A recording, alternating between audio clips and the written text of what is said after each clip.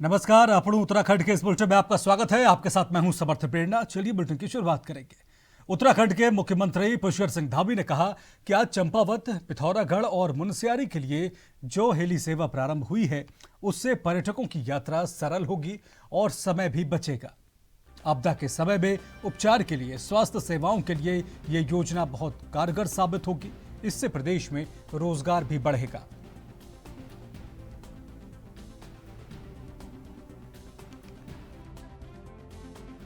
आज ये हेली सेवा जो चंपावत, पिथौरागढ़ और मुनस्यारी के लिए प्रारंभ हुई है, ये एक बहुत बड़ा जो पर्यटन की दृष्टि से, धार्मिक दृष्टि से जो आवागमन करने वाले श्रद्धालु हैं, पर्यटक हैं, उनकी यात्रा तो सुगम भी होगी, सरल भी होगी, समय भी बचेगा।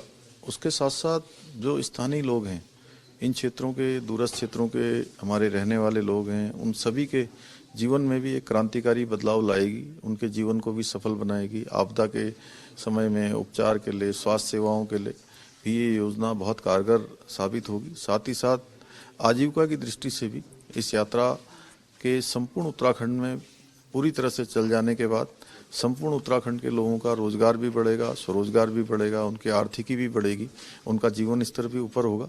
मैं इसके लिए आज हमारे देश के यशस्वी प्रधानमंत्री जी का बहुत दिल से आभार व्यक्त करता हूं और हमारे नागरिक उड्डयन मंत्री ज्योतिरादित्य सिंधिया जी का भी धन्यवाद करता हूं कि उन्होंने इस उड़ान सेवा में हमको ये हेली सेवा प्रारंभ करने के लिए हमको प्रोत्साहन दिया, हमारी सहायता की है। बहुत बहुत धन्यवाद। उत्तराखंड के दिनेशपुर में ताश के पत्तों से हार जीत की बाजी लगाकर जुआ खेलते 8 लोगों को पुलिस ने रंगे हाथों पकड़ लिया है और मौके से करीब 25,000 रुपए भी बरामद किए। पुलिस ने सभी आरोपितों के खिलाफ 13 जुआ अधिनियम के तहत मुकदमा पंजीकृत कर लिया है।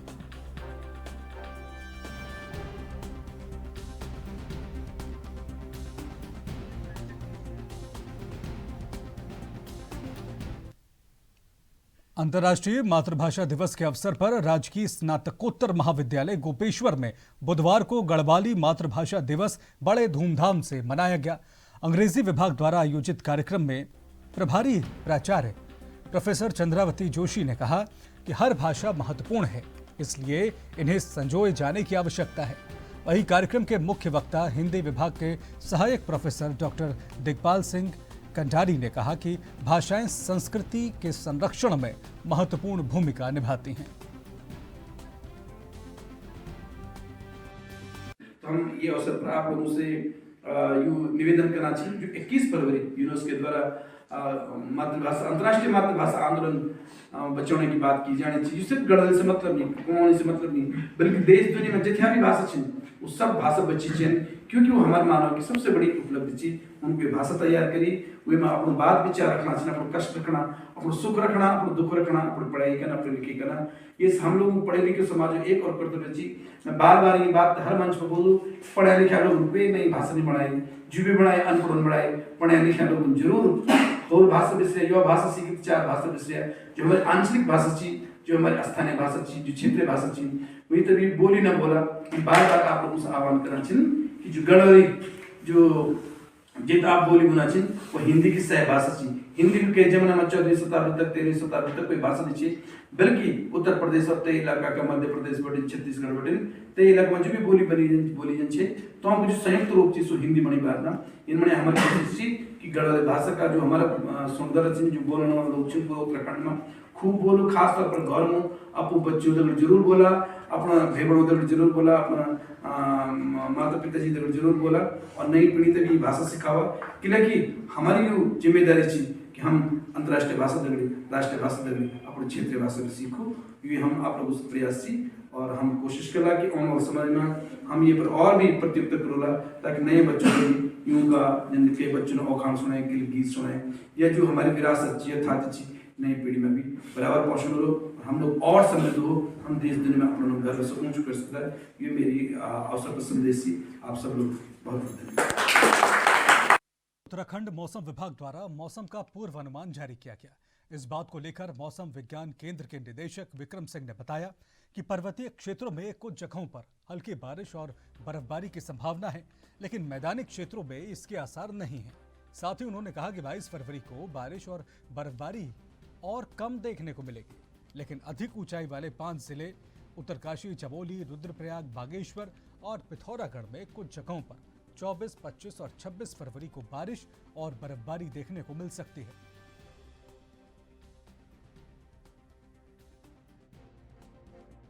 बिल्कुल, उत्तराखंड के लिए अगर मौसम की बात करें, 21 तारीख आज है, तो आज भी आप देखेंगे कि कुछ जगहों में, पहाड़ों में खासकर जो है हिल्स में अगर बात करें, तो यहाँ पर हमको जो है कुछ जगहों में हल्की जो बारिश है या बर्फ़बारी है उसको मिलने की संभावना है। और जहाँ तक बर्फ़बारी तो मैं कहूँगा कि 2800 मीटर या 3000 के आसपास तक ही मिलेगी या उससे ऊपर के जो क्षेत्र हैं। बाकी जगह हल्की बारिश की संभावना है। मैदानी क्षेत्रों में बहुत संभावना नहीं है, पर फिर भी एकाध दुक्का जगहों में ठीक है, बहुत लाइट एक्टिविटी इस तरह की चीज़ दिख सकती है। जहाँ तक फिर थंडरस्टॉर्म है, तो थंडरस्टॉर्म की वजह से थोड़ा ओलावृष्टि वगैरह तो हिल्स में उसकी भी आज भी एकाध दुक्का जगहों में संभावना है। तो लाइट हेल एक्टिविटी आप कह सकते हैं कि वो मिलने की संभावना है। कल 22 को जाएंगे तो और एक्टिविटी कम हो जा रही है। तो पहाड़ों में आप ये कह सकते हैं कि कहीं कहीं पर जो है बहुत हल्की या हल्की बारिश जो खासकर जो अंदर के हमारे 5 डिस्ट्रिक्ट है, उत्तरकाशी, चमोली, पिथौरागढ़, रुद्रप्रयाग, बागेश्वर, तो उनमें एकाध दुक्का जगहों में तो कल भी मिलेंगी। लेकिन और जगह देखें हिल्स में तो चांसेस कम हो जाते हैं। ठीक है, छुटपुट बहुत लाइट एक्टिविटी उसकी संभावना जरूर है। तो इस तरह से आज और कल थोड़ी एक्टिविटी अभी है, लेकिन उसके बाद फिर मौसम साफ हो रहा है करीब करीब जो है। हायर रीचेज में अंदर के डिस्ट्रिक्ट में 24-25 में भी दिखा रहा है, 26 से एक सिस्टम नया भी आ रहा है, तो उसमें भी थोड़ी फिर एक्टिविटी 26 से आगे तो बढ़ेगी। 26-27 में अगर देखें तो अभी दिख रहा है कि जो है थोड़ा एक्टिविटी जो है कुछ जगहों तक में पहाड़ों में फिर से वो मिल जाएगी। तो है सिस्टम आगे भी आ रहा है। और अभी तो जो आज और कल ही थोड़ी बहुत एक्टिविटी है, जैसे मैंने बोला कुछ जगहों तक में है आज, और कल जो है करीब आइसोलेटेड टाइप है, तो बहुत ज़्यादा एक्टिविटी अब नहीं है। उत्तराखंड के देहरादून में बीते वर्षों में टैक्स के बकायेदार व्यापारियों पर नगर निगम एक्शन मोड में आने की तैयारी कर रहा है। इस बात को लेकर सहायक नगर आयुक्त विजय PS चौहान ने कहा कि बीते समय में हमारी एक समीक्षा बैठक हुई थी, जिसके आधार पर हम बड़े बकायेदार और विवादित मामलों की एक सूची बना रहे। साथ ही उन्होंने कहा कि सभी निरीक्षकों को इस संबंध में निर्देश दिए गए हैं और जैसे ही सूची तैयार हो जाएगी तो हम गत वर्षों से बकायेदारों की संपत्ति को जब्त करने की कार्रवाई करेंगे।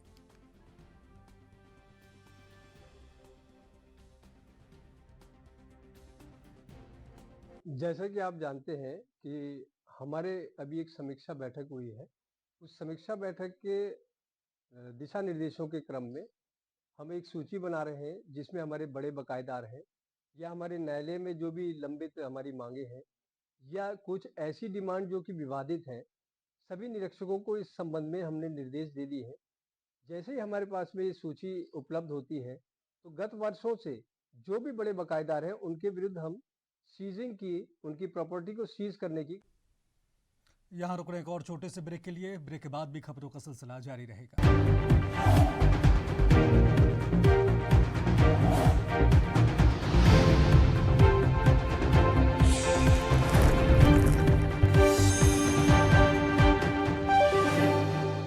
ब्रेक के बाद आपका स्वागत है। उत्तराखंड विधानसभा का बजट सत्र गैरसैंण में नहीं आयोजित करने पर कांग्रेस के प्रदेश अध्यक्ष ने नाराजगी जताई है, जिस पर उत्तराखंड सरकार के कैबिनेट मंत्री प्रेमचंद अग्रवाल ने कांग्रेस पर प्रहार करते हुए कहा कि कांग्रेस अब काल्पनिक रूप से मुख्यमंत्री और मंत्री तय करे, क्योंकि अब जनता का आशीर्वाद भारतीय जनता पार्टी को मिल रहा है।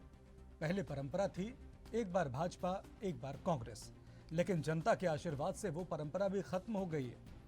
लगातार दूसरी बार भारतीय जनता पार्टी की सरकार बनी। जिस प्रकार से माननीय मोदी और धामी जी काम कर रहे हैं, उससे ये साफ है कि ये काल्पनिक ही मुख्यमंत्री बनेंगे। साक्षात मुख्यमंत्री तो भारतीय जनता पार्टी का ही बनेगा।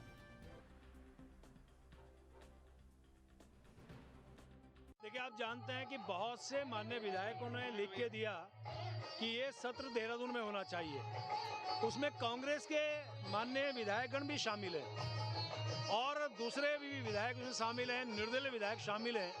अब वो किस मुंह से इस प्रकार की बात बोल रहे हैं, हमारे समझ से परे है।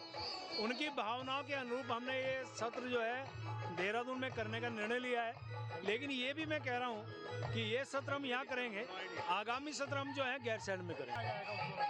अब वो काल्पनिक रूप में ही बन सकते हैं, जो प्रत्यक्ष है उसमें तो उनकी स्थिति अभी दिखाई नहीं दे रही है।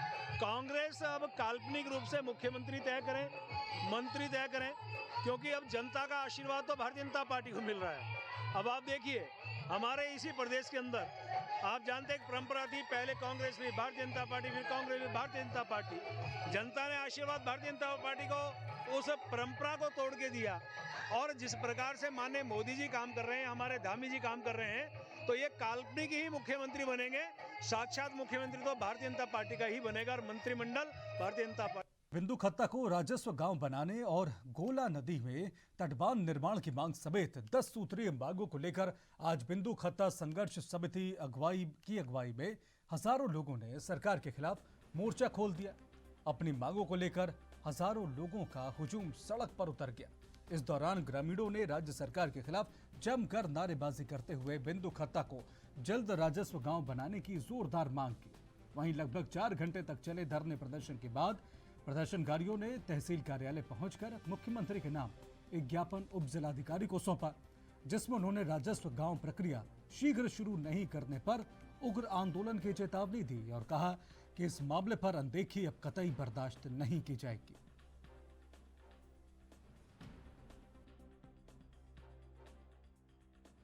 हम भी इनके हुंकार के साथ इनकी शरीक होने के लिए आए हैं और मुख्यमंत्री से आग्रह कर रहे हैं कि वो बिंदु खत्ता को जो अवैध कब्जे घोषित किया गया है उस कागज को फाड़ें और उसके लिए क्षमा मांगे राज्य के बिंदु खत्ता के लोगों से और दूसरे खत्ते गोटू के लोगों से।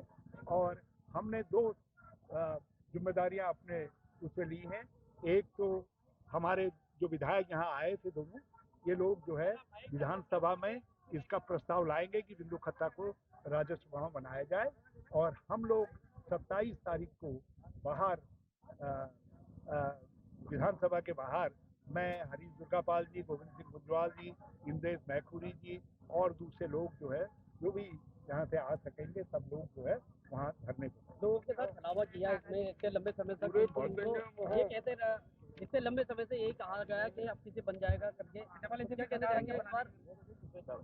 ये धोखा है और भाजपा की नीयत, उनकी कथनी और करनी का जो अंतर है वो इससे स्पष्ट हो जाता है। देखिए, हम बिंदु खत्ता के जो लोगों की राजस्व ग्राम सभा की जो मांग है उसके समर्थन में आए हैं और सीधे तौर पर हमारा ये कहना है कि अगर कभी बिंदु खत्ता के लोगों को अतिक्रमण के नाम पर अगर उजाड़ने की बात होगी, हटाने की बात होगी, तो सबसे पहले चाहे सरकार किसी की भी रहे, उनको सबसे पहले हम लोगों से उसको संघर्ष करना पड़ेगा, तब जाके इनको हटाना पड़ेगा। क्योंकि ये लोग जो यहाँ पे रह रहे हैं आधे से ज्यादा मेरी विधानसभा धारचूला मुंशियारी के लोग हैं और हमारे ये सब कुमाऊं के पर्वतीय क्षेत्र के लोग हैं। इस उत्तराखंड राज्य को इसलिए नहीं बनाया गया, उत्तराखंड के हमारे शहीदों ने इसलिए जो है अपनी प्राणों की बलि नहीं दी कि उत्तराखंड राज्य उत्तर प्रदेश से अलग हो और यहाँ पर जो लोग रह रहे हैं उनको अतिक्रमण के नाम पर उजाड़ा जाए, इसलिए उत्तराखंड नहीं बना है। ये उत्तराखंड इसलिए बना था कि उत्तराखंड के लोगों को उनका मूल अधिकार मिले और उत्तराखंड के पर्वतीय क्षेत्र से लेकर तराई में जो लोग बस रहे हैं, जिन्होंने जो है पीढ़ी दर पीढ़ी कठिनाई को सहा है, उनको भी 2 वक्त की जो है रोटी मिले और उनके बच्चों का भविष्य सुनिश्चित हो और उत्तराखंड जो है देवभूमि अपने आप में आगे बढ़े, इसलिए उत्तराखंड राज्य बना था, ना कि अतिक्रमण के नाम पर उन लोगों को उजाड़ने के लिए उत्तराखंड बना। तो इसलिए मेरा साफ तौर पर कहना है, जो भी हमारे जो पहाड़ से पलायन करे हुए लोगों को अतिक्रमण के नाम पर उजाड़ने का काम करेगा, हम सबसे पहले उसको उखाड़ फेंकने का काम करेंगे। ये मेरा सीधे ये डबल इंजन की ये गोंगी बहरी सरकार है, ये सिर्फ राजनीति करती है।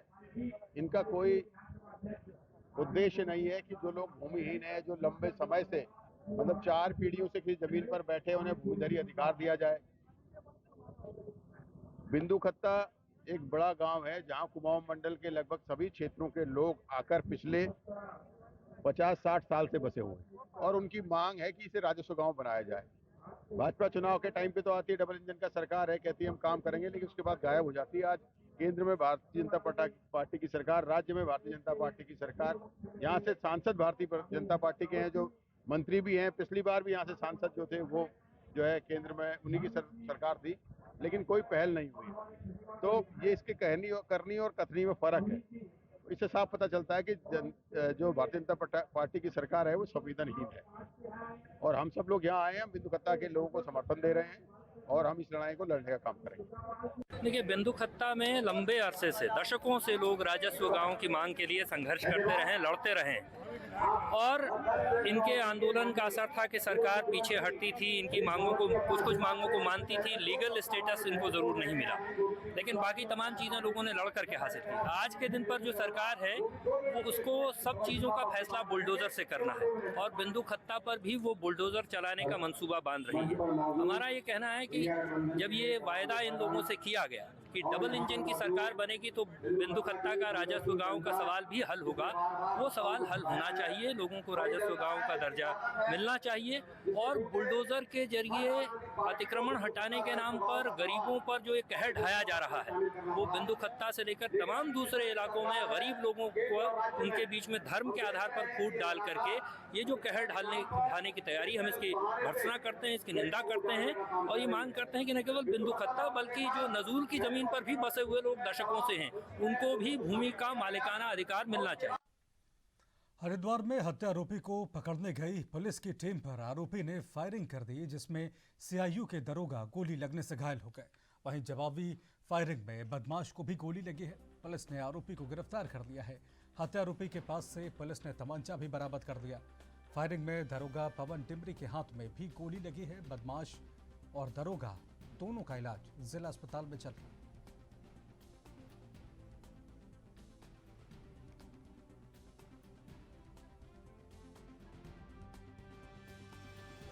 ये 8 दिसंबर को एक 6 साल के बच्चे अजीत जिसका नाम था, उसकी बड़ी निर्मम तरीके से हत्या कर दी गई थी और उस घटना ने पूरे हरिद्वार को काफ़ी झकझोर के रखा था और पुलिस ने भी इस घटना को बहुत संजीदगी से लिया और उसमें लगातार हमारी पूरी टीम लगी हुई थी।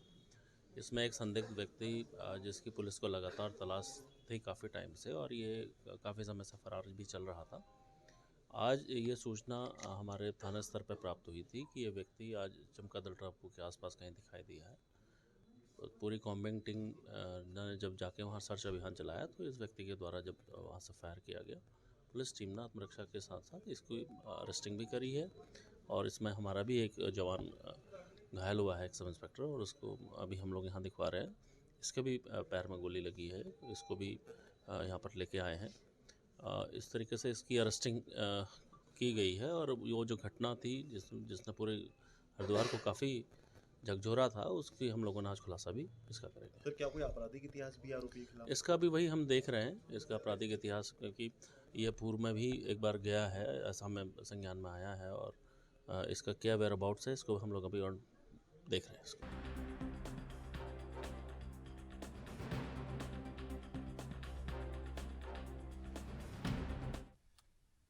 और इसी के साथ इस बुलेटिन में फिलहाल इतना ही। नमस्कार।